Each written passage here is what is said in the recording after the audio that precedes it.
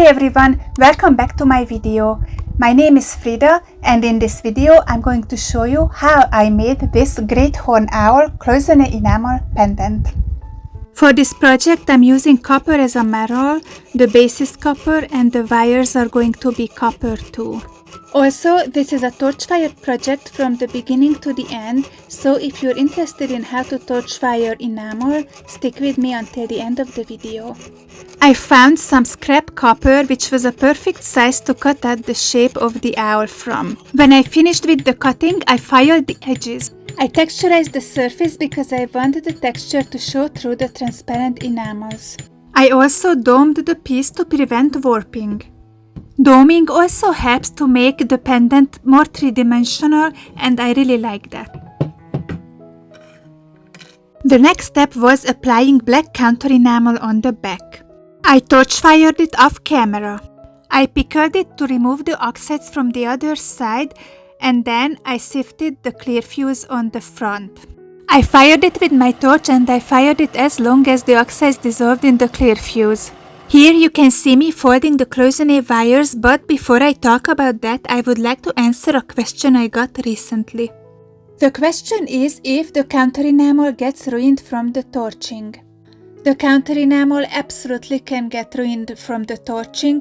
The only reason I dare to do this because I apply black counter enamel. If you want any color on the back, I don't recommend torch firing. The other thing I don't do on the back, I don't apply clear fuse under the counter enamel.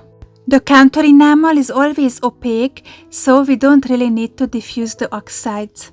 In my experience, the clear fuse would come through at some places and it would make the surface a little bit weird and patchy.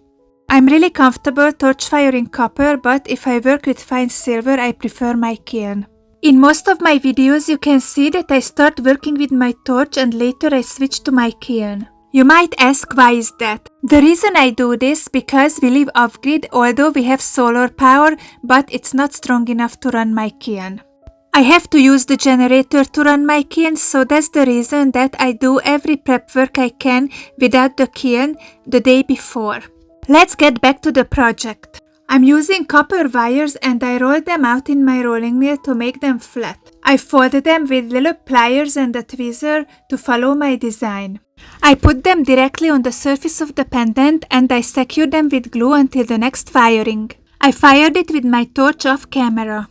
During the firing, oxides develop on the copper wires, so if you work with copper wires, it's essential to pickle the piece before you start working with the colors. It was a lot of work and a lot of sitting, so I decided that I needed a break, so I went outside and made a tea. I left the tea to steep and I came back to continue. Guys, I would like to let you know that I have a course on Patreon.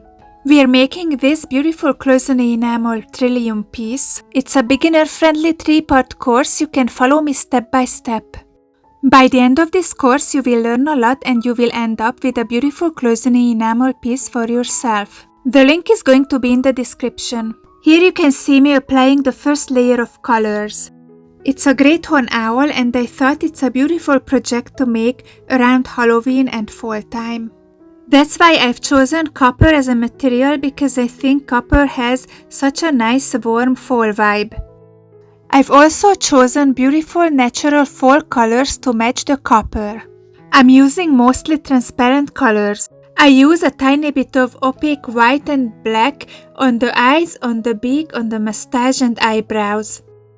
It's not always a good idea to mix transparent and opaque colors in one project.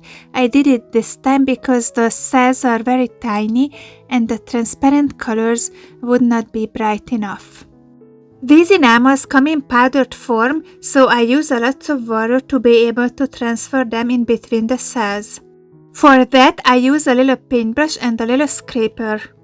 When I finished filling out the cells with the first layer of colors, I waited the enamel to dry. Until it dried, I took a break and went outside to enjoy my tea and the view.